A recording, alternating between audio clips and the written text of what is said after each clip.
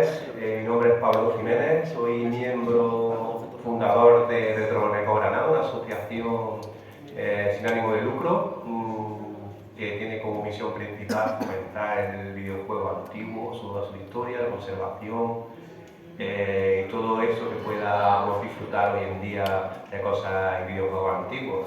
Entonces, bueno, voy a hacer la presentación de nuestra asociación. Con nosotros contamos con Juan Miguel y Rubén, también miembros, fundadores de esta gran asociación. Y bueno, voy a comentar un poco el poco tiempo que llevamos de historia. Luego ya pasaremos a lo que es la charla en sí. La presentación va a ser breve. Pasaremos luego a lo que es la charla de la evolución del videojuego en el siglo XX, toda su historia. Y bueno, en principio nos juntamos 4 amigos un día cualquiera en el que teníamos la necesidad de buscar sitios en los que pudiéramos disfrutar de los videojuegos antaños y que pudiéramos rememorar aquellos momentos de cuando éramos pequeños. Entonces hacíamos pequeños viajes como a Retrospix en Málaga o Córdoba o sitios donde pudiéramos un poco disfrutar de estos eventos.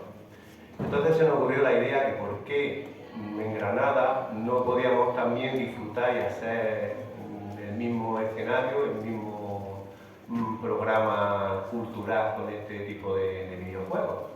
Empezamos poco a poco a juntarnos 4, 6, 8, como pasa siempre, un grupo de Telegram, de WhatsApp, poco a poco fue creciendo, poco a poco fue entrando nueva gente, nuevos miembros, nuevos colaboradores, y hoy en día tenemos ya unos casi 10 miembros en el grupo. Sin embargo, todo ya se quedó formalizado en lo que es la asociación en general. Eso es a lo que nos dedicamos a montar los eventos y realizar de una manera más concreta pues, este tipo de charlas, este tipo de proyectos. Entonces, bueno, nosotros lo primero que tenemos es fomentar lo que es la cultura, la conservación del videojuego clásico desde su origen hasta hoy, bueno, casi mejor hasta el siglo XX, hasta finales del siglo. Por eso tenemos un grupo de profesionales en los que tenemos varios componentes, que unos se dedican a sistemas de software, hardware, y bueno, por así decirlo, intentar mantener todo esto en pie. Entonces, ya llevamos varios eventos porque realmente la asociación empezó hace 2 años y ya hemos colaborado con otros proyectos como Estudios Nemo, Granada Jam. Y así también hemos intentado llevar a una personalidad importante de este mundo de los videojuegos, como por ejemplo a Isela, la trajimos el año pasado aquí al evento Granada Gaming. Entonces, intentamos siempre que las familias y las personas que han vivido esta época continúen con lo mismo y puedan disfrutar de todo esto. Sobre todo, vayan enseñando a los más pequeños y que siga perdurando en el tiempo. Entonces, bueno, prácticamente nosotros estamos abiertos a cualquier duda, sugerencia, orientación, cualquier mano que os podamos echar si queréis colaborar con nosotros, porque a fin de cuentas es una asociación abierta y en el que todo el mundo tiene cabida, sobre todo a los más nostálgicos de todo este mundo. Entonces, pues directamente paso ya a presentaros al compañero Juan Miguel, que va a empezar con la charla de la evolución de los videojuegos, su historia, y el que va a hablar de todo esto. Y bueno, espero espero que lo disfrutéis y pasadlo bien. Adelante, Juan. Pero que no me has dejado enseñar todas las fotos. Bueno. No pasa nada. Bueno, primero agradeceros que estéis aquí porque son las 2:15 o más o menos y en vez de estar comiendo pues estáis escuchándonos a nosotros, pues eso para agradecer, ¿no? Vamos a... Bueno, la charla va un poco relacionada, pues, como ha dicho ya Pablo, pues referente un poco a los inicios, ¿no? A los orígenes de los videojuegos hasta pues finales, ¿no? Hasta el año 2000, 2001 aproximadamente, ¿no? Entonces, bueno, vamos a poner un poco el... Vamos a poner el PowerPoint. Bueno, lo que estáis viendo es un vídeo de uno de los eventos que el Granada Gaming que se hizo aquí el año pasado. Que lo teníamos en modo isla y entonces pues vale. ¿Se escucha? Sí. Vale, pues lo teníamos nuestra zona eran 2 islas, realmente eran 2 islas y pues ahí es donde pues teníamos todas las consolas, todas las monitores y todos los juegos, las vitrinas, ¿vale? Que podéis ver ahora también en la zona donde está la parte de videojuegos, ¿vale? Y bueno, la verdad es que tenemos un espacio bastante grande, bastante amplio, nos dieron bastante espacio y la gente, pues, yo creo que lo disfrutó mucho.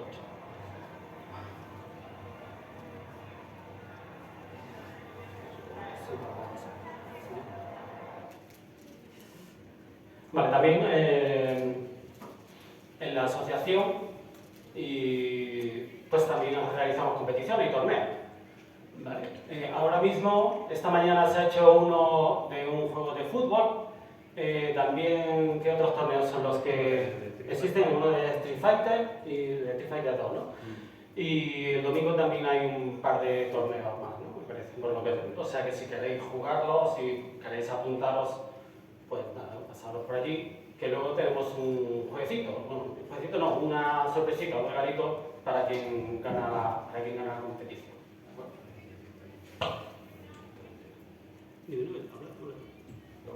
Vamos a pasar directamente ya a lo que...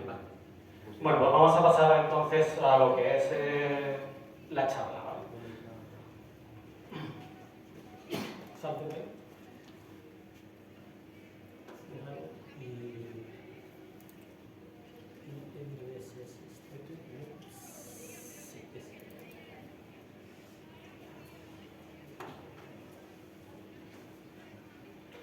Bueno, pues vamos a ver. Bien. Pues como todo, pues hay un inicio, ¿no? Hay un comienzo y en cuanto a lo que a nosotros nos concierne, pues comenzó con el trabajo de unas personas que se estaban buscando pues, llevar a una pantalla una serie de rayos, ¿no? Los rayos catódicos, ¿no? Pues en el 47 estas dos personas, Goldsmith y Rayman, pues, desarrollaron esta tecnología en la cual podemos tener luces que nos aparecieran en una pantalla y eso pues nos dio el comienzo de poder ver, ¿no? Puntitos, ¿no? Dentro de lo que sería luego más adelante los píxeles y más adelante pues lo que nos va a llevar a lo que hoy día son pues, nuestros gráficos, ¿no? Los gráficos a los que estamos acostumbrados a ver en televisiones, en tablets, en móviles y demás. En el 52 digamos que aparece el primer videojuego, que es el OXO, o lo que es las 3 en rayas, ¿vale? El juego de 3 en rayas, y como veis, pues es también con esos puntitos de luces, ¿no? Que lo vamos a ir viendo en aparatos gigantescos, ¿no? En aquella época, estamos hablando de los 50, de los 60, pues las computadoras que habían eran gigantescas, ¿no? Ocupaban toda una pared, ¿no? Bien, pues más adelante, pues viendo que tiene afectación todo esto que estamos viendo, ¿no? Porque todo lo inicial era todo creado en laboratorios, ¿no? Y en zonas, en academias, universidades, ¿no? Bueno, pues a partir de ahí, déjalo aquí. A partir de aquí, pues viendo que a la gente le gusta, le llama la atención, ¿no? Todo esto, pues aparece este hombre, Ralph Baer, que crea la primera videoconsola, ¿vale? Él pues, llega a realizar hasta 7 prototipos de su caja marrón, ¿vale? Y bueno, en aquella época pues lo que había eran televisores en blanco y negro, ¿no? Era la tecnología más avanzada, por así decirlo, que teníamos en casa, ¿no? Bueno, pues él entra en contacto con la empresa de Magnavox y lleva a distribución pues la Magnavox Odyssey, que será la primera videoconsola que entrará en casa, ¿no? que aparecerá y que podremos tener en casa, ¿no? Ya no son esas computadoras gigantescas en los laboratorios y en las universidades. En el 72, Bushnell y Dabney pues fundan Atari, ¿vale? Y será la consola que va a predominar durante los 70 y parte de los 80. ¿Vale? Lógicamente, el mismo año, en el 72, échale el de arriba, aparece Pong, lo crea Alan Alcorn y es un, vamos, es un éxito rotundo y absoluto, ¿vale? En aquella época, pues estos juegos que van apareciendo, donde se van a mostrar o donde la gente los va a poder disfrutar es en las zonas, en las máquinas recreativas, en los salones recreativos, ¿vale? Es tan importante o tiene tanto éxito que aparecen un montón de clones de la consola Pong, ¿no? Son consolas que solo tienen un juego, que solo tienen el Pong, pero aparecen un montón de empresas que, pues, lógicamente quieren también tener ese mismo éxito que tenía Atari, ¿no? Bien, seguimos avanzando. En los años 70, pues lo que va a haber principalmente es eso, es Atari, la supremacía de Atari, o digamos el éxito que tiene Atari con los juegos que saca, y las máquinas arcade, que es cuando pues, tienen también su apogeo, ¿no? Tienen también sus inicios y es donde pues, van a tener más éxito, ¿no? Porque todavía que entraran las videoconsolas en casa todavía no era algo asequible, por así decirlo, ¿no? O las que entraban eran todavía muy primitivas con respecto a lo que va a ir apareciendo en lo que son las máquinas arcade. ¿Vale? Bueno, en el 76 tenemos la primera aventura. Es una aventura textual, ¿no? De tipo texto, no tenemos gráficos todavía, los ordenadores que tenemos son demasiado primitivos, tienen muy poca capacidad de memoria, de muy poca que todavía la tecnología no ha dado ese paso, ¿no? A llegar hasta gráficos que podemos decir ya vistosos, ¿no? Aparece, bueno, tenemos el Colossal Cave, tenemos el Adventure anterior, el anterior. El Adventure, si no lo conocéis o no lo habéis visto antes, aparece en la película de Ready Player One. Al final, si os fijáis, aparece este juego.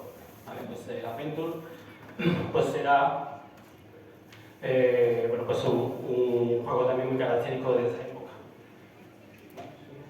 Bueno, aparecerán juegos que serán los que crearán los géneros que ahora ya todos conocemos y a los que todos jugamos, ¿no? Irán apareciendo los primeros juegos de aventura, simulación espacial, del tipo de rol, ¿no? Etcétera, ¿no? Pues aparecerán los primeros. En el 80 aparece Battlezone, que se puede considerar el primer videojuego en 3D, ¿vale? Lógicamente eran líneas, aquello era muy básico, ¿no? Pero ya se estaba simulando pues un entorno en 3 dimensiones. En el 80 aparece la primera aventura con gráficos, ahora ya sí se muestran algunos gráficos.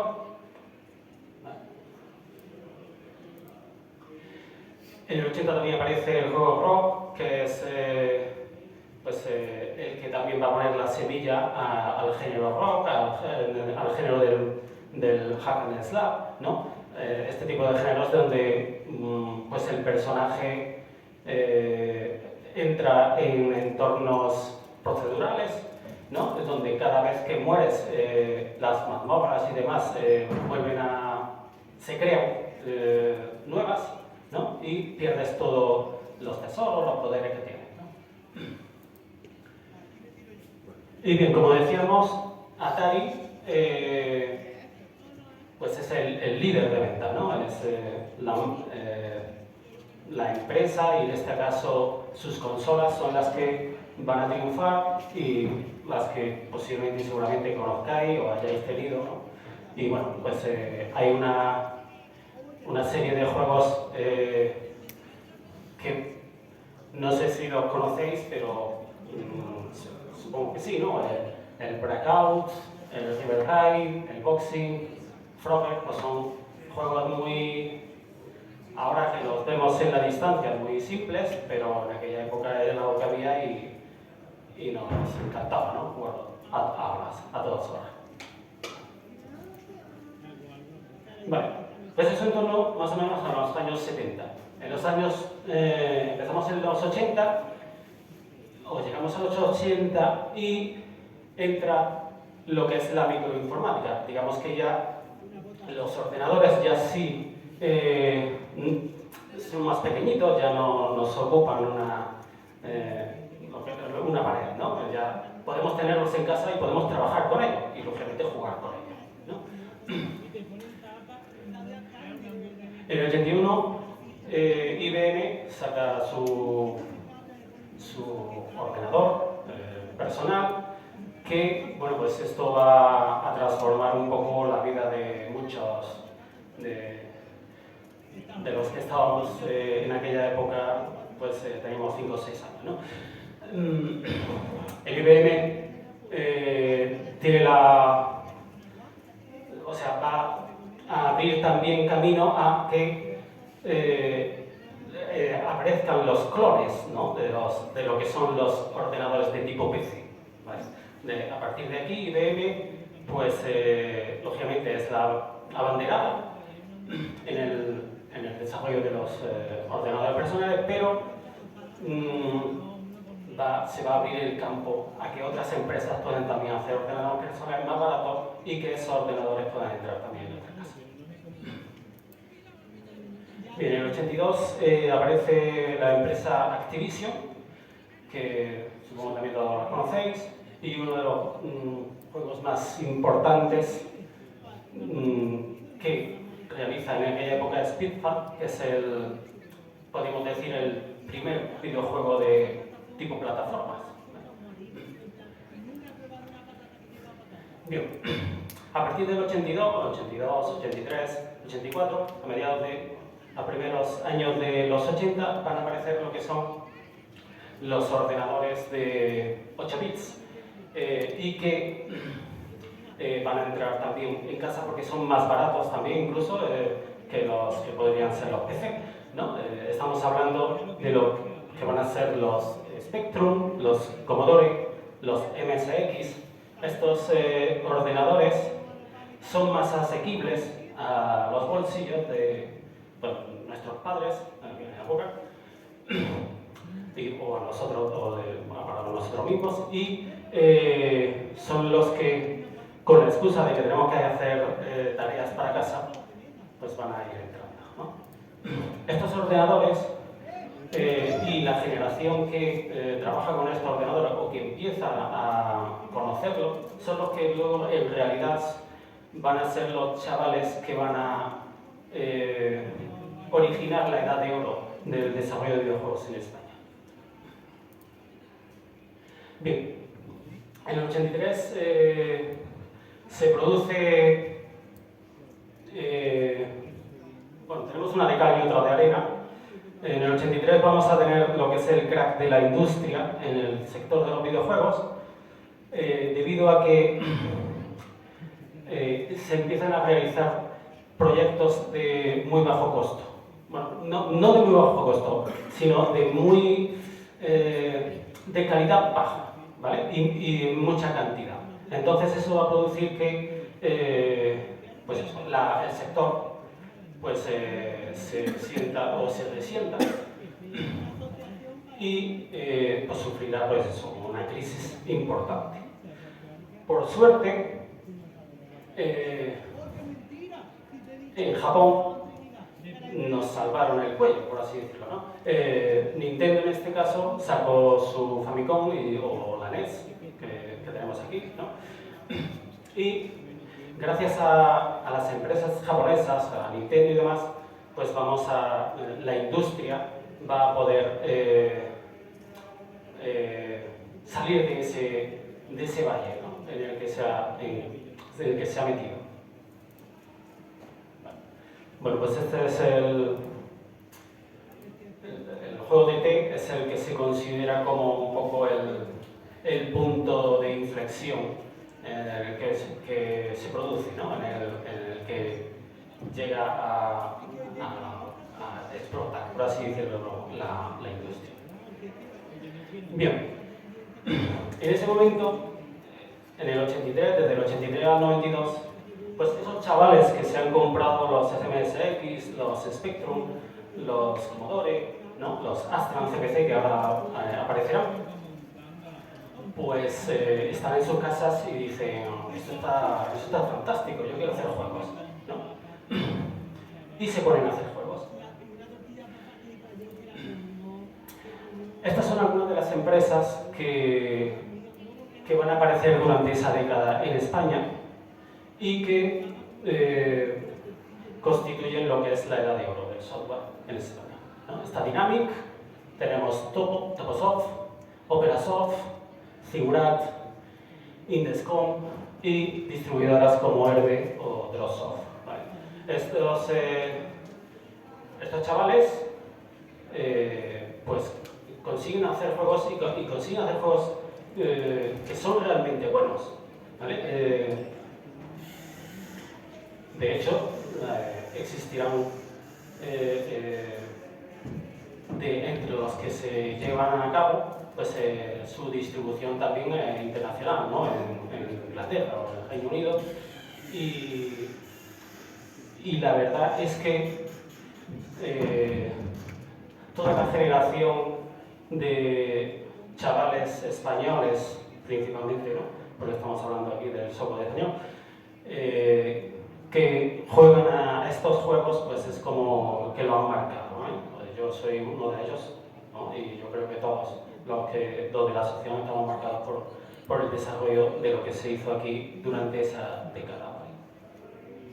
El primer videojuego que se hace, o el que se, más que el primer videojuego que se hace, el primero que se comercializa de esta banda de desarrolladores es el Bugaboo, o la pulga, ¿vale? Y digamos que da el pistoletazo de salida a lo que es esta era de oro. ¿Vale? Durante el 83, el 82, 83 van saliendo algunos de los juegos más reconocibles de esa época, como el Fred también. Y en el 84 aparece el Tetris, ¿no? Es un juego que revoluciona también lo que es el sector del videojuego y de los arcades también, ¿no? Para quien no conozca un poco la historia sobre el Tetris, bueno, pues hay el tema de su distribución, edición y en otros países, pues realmente pues da para una película, de hecho hay una película, ¿no? sobre ese tema, ¿no? Por trabas que ponía el gobierno ruso y todo esto. En el 84 aparece lo que es el Astra CPC, ¿vale? Y será uno de los ordenadores más vendidos en España, supongo, de aquella época, ¿no? Los Astra, los MSX, supongo, y el Spectrum, ¿no? Lógicamente. En el 84 aparece también Macintosh, el primer Macintosh,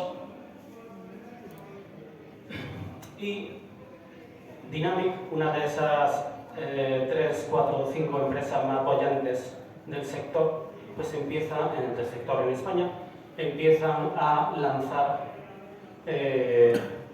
más de uno y más de dos proyectos al año, ¿vale? Uno de estos proyectos son el Pablo Olivas, Aimazú, que estaban tenían que ver con el café y cosas así, por lo que recuerdo, me parece. Bien. A partir de este momento aparecen los ordenadores de 16 bits. ¿Vale? Esto, pues, en comparación con los ordenadores de 8 bits, pues es una mejora increíble en cuanto a sonido, en cuanto a gráficos, en cuanto a no sé, es un salto exponencial, ¿vale? Con respecto a lo que se estaba haciendo en 8 bits. Aparecerá lo que son Atari, aparecerán los Amiga, aparecerán también, pues Amstrad creará su propio PC, creará su propio PC, ¿vale? Y lógicamente visualmente y en cuanto a temas de sonido y todo esto, pues los videojuegos dan un salto enorme. Bien, aparecerá por parte de Nintendo lo que es Super Mario Bros, aparecerá Legend of Zelda, creados por Miyamoto, ¿vale? En el 86 Yu Suzuki crea el Outrun, Yu Suzuki creará otros juegos que ahora veremos un poco más adelante, que también son bueno, pues, pilares dentro del sector. Y bueno, pues van a ir apareciendo a lo largo del 86, 87, 88, 89 muchos de los juegos clásicos del sector en España y de la Edad de Oro en España, ¿no? Aparecerán pues, los Livingston, supongo, los Army Movies, Navy Movies. Bien, debido a esta mejora gráfica, visual, en cuanto a sonido y todo esto, pues hace que las aventuras gráficas, que antes habíamos visto que eran muy sencillitas, pues tuvieran la eclosión, ¿no? Aparecen Sierra Online y aparece LucasArts como empresas pioneras en cuanto a desarrollo de aventuras gráficas de una gran calidad, ¿vale? Y pues a partir del 84 es cuando sale uno de los de King Quest. Bueno, pues los chavales de LucasArts, viendo pues, el King Quest de Sierra Online, pues deciden sacar su Maniac Mansion, ¿no? Y esto va a dar pues eso, ese pistoletazo de salida de las aventuras gráficas de tipo point and click, ¿no? Que conocemos así con estética 2D y pues, estética muy conocida, que todos conocéis o que habéis jugado, y que también tendría una interfaz gráfica diferente a las que teníamos en la aventura conceptual, donde teníamos que escribir. Aquí nos aparecerán una serie de verbos y con esos verbos podremos realizar las acciones. Bueno, en el 87, pues Sid Meier estaba trabajando en ese momento en Microprose, pues lanza su Pirates. Él ya había realizado otros proyectos, pero tanto Pirates como Civilization pues eran pues, uno de los digamos que van a ser una base o la base o el cimiento de lo que va a ser la estrategia en tiempo por turnos o en tiempo real. Vale. Como antes habíamos dicho, Japón y las empresas que se encuentran en Japón nos salvan los muebles, por así decirlo, en el sector, ¿no? Y aparecerán una serie de empresas como Capcom, como Tecnos Japan y muchas otras que desarrollarán pues, dentro del género de lucha o dentro del género de beat'em up, etc. No únicamente aquí, lógicamente, pero se verá pues eso, la influencia de lo que es temática de ninjas, temática de artes marciales, todo esto. Bien, en España siguen sacando más proyectos, cada vez tienen más capacidad para sacar proyectos por año, y uno de ellos es la Bahía del Crimen en el 87, que, bueno, pues, sinceramente pues yo también lo considero como, si no el mejor juego creado en España, pues entre los tres mejores.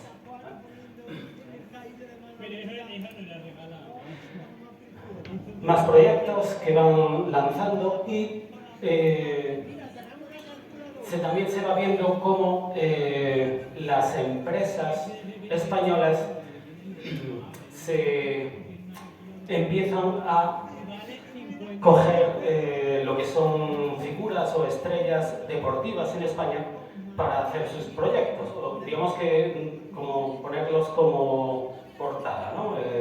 Para llamar la atención, para que la gente compre esos juegos. También las empresas de esta época trabajan con ilustradores para sus portadas que les van a permitir también que sus ventas sean mucho más grandes, y parte de estos portadistas y que también trabajan luego dentro del gameplay del juego pueden ser Alfonso Altini o Luis Rollo o Juan Jiménez. Son dibujantes muy importantes durante esta época en la parte de desarrollo de videojuegos. Bien, en el 88, Sega lanza su Mega Drive y, como veis, pone 16 bits.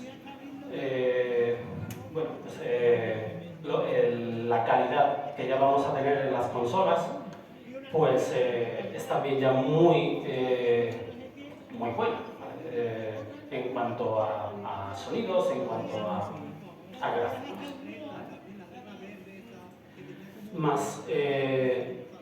Más proyectos realizados en España.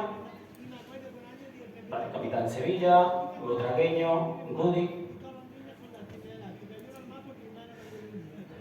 Novi Movies, Siren Saudo. Como veis, las portadas son muy llamativas, ¿vale? Y muchos de los juegos que se vendieron fue precisamente por sus portadas, ¿vale? Luego a lo mejor jugabas y ya te quedabas un poco, pues como diciendo, bueno, esto podría haber sido un poco mejor. Vale. En el 89, este hombre, Will Wright, crea el SimCity y será el responsable de prácticamente todos los juegos tipo Sim que van a ir saliendo luego, ¿no? Los SimCity, los SimGear, los Sim también, ¿vale? Este hombre pues va igualmente a abrir campo a la hora de lo que es el desarrollo de videojuegos, ¿no? En el género en el de estrategia, ¿no? En el que principalmente él se va a especializar. El Prince of Persia, Jordan Mechner, digamos que tuvo la gran idea de grabar los movimientos de una persona, ¿no? Que utilizaba a esa persona para que esos movimientos que hacía, de correr, saltar, caerse y demás, luego los pasaba a ordenador. Y entonces eso permitió que las animaciones que teníamos, o que ya él iba a implementar en su juego, fueran mucho más realistas con respecto a las animaciones que se tenían o habíamos ido viendo anteriormente en los juegos. En el 89, pues Nintendo saca su consola portátil, la Game Boy, y esto hace también que pues ya no tengamos que estar en casa para jugar, ¿no? Ya no la podemos llevar a la calle, no la podemos ir a cualquier lado con ella y no tenemos que estar al lado de la tele o enganchados a la tele para estar jugando. Lógicamente esto fue también pues, un superventa y supongo que más de uno la tendréis o la disfrutáis. Bien, en el 89 en España pues siguen saliendo bastantes proyectos, pero a partir de aquí, aunque se siguen sacando proyectos, las empresas españolas ya empiezan a ver que si no consiguen adaptarse a los 16 bits, se van a quedar obsoletas, ¿vale? Van a ver que sacando solo juegos para Amstrad, Spectrum, MSX y demás, pues les va a costar cerrar, ¿vale? Bien, otros proyectos. Bien, en el 90 Nintendo saca la Super Nintendo o la Super Famicom. Y Neo Geo pues lanza también su propia consola. Esta consola es mucho más cara que las que había en ese momento a la venta, pero tenía un motivo, y era que sus juegos eran con una calidad muy parecida o similar a la de los juegos de la máquina Amiga. Y es que yo puedo seguir. Habla tú un poco porque si no. Vamos a hablar un poco hasta el 92 así y ya está. Bien, pues nada, durante los siguientes años, del año 90, 91, 92, pues las empresas españolas empiezan ya a decaer en cuanto a lanzamientos, precisamente y a cerrar precisamente porque su adaptación a lanzarlo a juegos, a Atari, Amiga y demás, pues les cuesta mucho. Hasta ahora están haciendo juegos 3, 4 personas, ¿no? En grupos pequeños, pero hacer juegos para 16 bits ya se necesitaba de equipos más grandes, se necesitaba pues, más recursos y pues eso hizo que en el 93 pues prácticamente solo queda Dynamic Multimedia, que hasta el 2001, que fue cuando cerró, se valiera de PC Fútbol, PC Basket, ¿vale? Y poco más. En el 98 salió Comandos, en el 99 salió la expansión de Comandos, de Piro Studios, pero por así decirlo, eso fue el auge y el declive en el sector de los videojuegos y en concreto también aquí en España. Y le voy a dejar paso a él porque me he comido ya casi toda la charla. Pues muchas gracias, Juanmi. La verdad que Me tienes que parar. un aplauso para Juanmi, hombre, que como comete se ha currado un trabajazo de horas en lo que, como él bien dice, pues podría estar un montón de tiempo hablando sobre desde los orígenes de los videojuegos hasta hoy, ¿no? De hecho, ha costado mucho llegar hasta el final porque hay una gran historia detrás de esto. Ponme la pantalla completa, Pablo, si es posible. Ah, no, bien, ahí, desde el principio. ¿No? Bien. Nosotros somos más retro, como podéis ver, ¿eh? Abajo a la izquierda. Aquí debería salir, ¿no? Ah, bueno. Es que tarda porque esto... Vale. Pues después de toda la transición que nos ha hecho Juanmi, bueno, yo me llamo Rubén Melizo, soy también socio, miembro fundador de la Asociación Retromaníacos Granada, que pretendemos un poco, pues, llevaros, especialmente a la gente más joven que hay aquí, lo cual me alegra mucho, que hay mucha gente joven, porque al final seréis vosotros, si esto sale bien o no, los que tenéis que continuar con este tema que nosotros nos hemos hecho un poco a cuestas, ¿no? Después de lo que comentaba Juanmi, claro, llegamos al 2024 con los dispositivos que todos conocemos hoy. Hoy tenemos Play 5, Play 4 un poco más atrás, Xbox, ¿vale? Claro, con una tecnología, unos procesadores muy superiores a los que ha empezado desde los años 70. Y claro, la gran pregunta es, y lo que nosotros pretendemos poner en valor hoy es, ¿qué sentido tiene jugar a videojuegos retro hoy en 2024, ¿no? Es decir, ¿qué motivos hay reales para que alguien, por ejemplo nosotros a partir de 40 hacia arriba, pues bueno, siempre supongo que el principal motivo, el fundamental, es el de la nostalgia, ¿vale?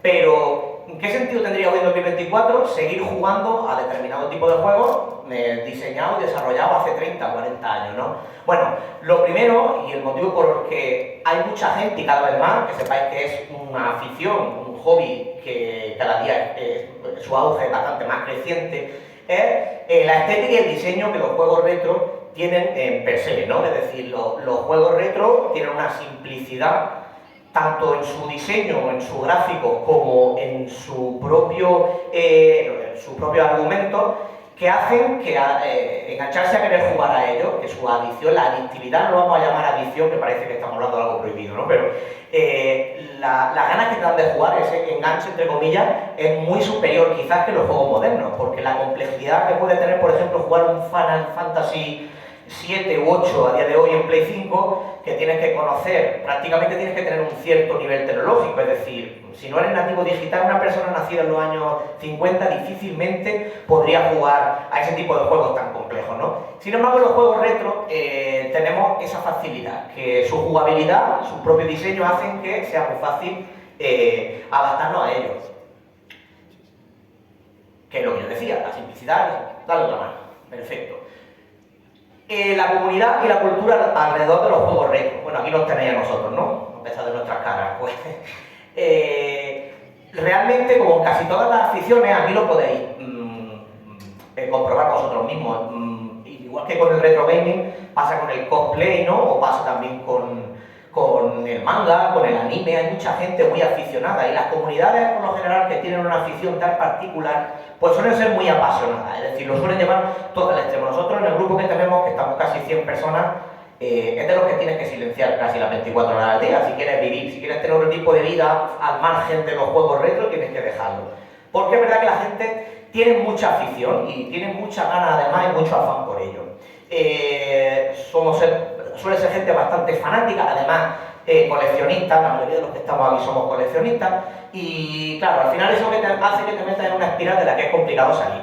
Hay una cultura muy grande de la reventa, es decir, de la compra y la venta, y hoy pues los medios digitales que tenemos, Wallapop, Mil Anuncios, etcétera, pues claro, hasta la llegada de Internet en firme como medio comercial para poder hacer transacciones, realmente desde que se abandonó un poco todas estas plataformas a las que aludía Juanmi, pues el que tenía algo en su casa lo tenía guardado en un cajón, o el que no, su madre se lo había tirado a la basura, eso era así. Y sin embargo, con la aparición de la puesta en marcha de plataformas como Wallapop, aplicaciones web y demás, la gente empezó a vender y se empezó a despertar, ayudó mucho también a que se despertara otra vez esa afición y esa compraventa que hace que eso. Luego hay muchos eventos como los que nosotros tenemos, ¿vale? Y festivales temáticos, etcétera, de la retro. Hoy, bueno, nosotros, antes como presentaba Pablo también, hemos estado en Granada Gaming, Retro Pixel, por ejemplo, en Málaga, que es la semana que viene, aquí mismo en Fizón, este es nuestro segundo año, hemos hecho otro evento en Monachil, es decir, hay un montón de eventos en los que realmente te puede enganchar si quieres. Luego, hoy en día, claro, no todo el mundo tiene una Nintendo NES en su casa, y menos una persona que nació en el 2001, a no ser que te la hayas guardado, es complicado que haya gente que tenga ese acceso al dispositivo. Pero sin embargo, cualquier persona con un dispositivo sencillo, una Raspberry Pi, un ordenador viejo que tengáis en casa, podéis emular todos estos juegos, hasta el punto que podéis tener una verdadera máquina de juegos, pasando por todas esas plataformas que antes veíais, una a una, podéis seleccionarlas y tener todo el catálogo de juegos en un solo dispositivo. Claro, eso hace que sea muy sencillo el poder tener esta afición y el poder, pues bueno, ser parte de la cultura gamer. Voy a ser muy breve. Luego, detrás de todo esto, es verdad que hay un gran patrimonio cultural. Juan me ha hablado, y ha hablado extensamente, y con conocimiento de causa, porque además se dedica profesionalmente a ello, ¿no?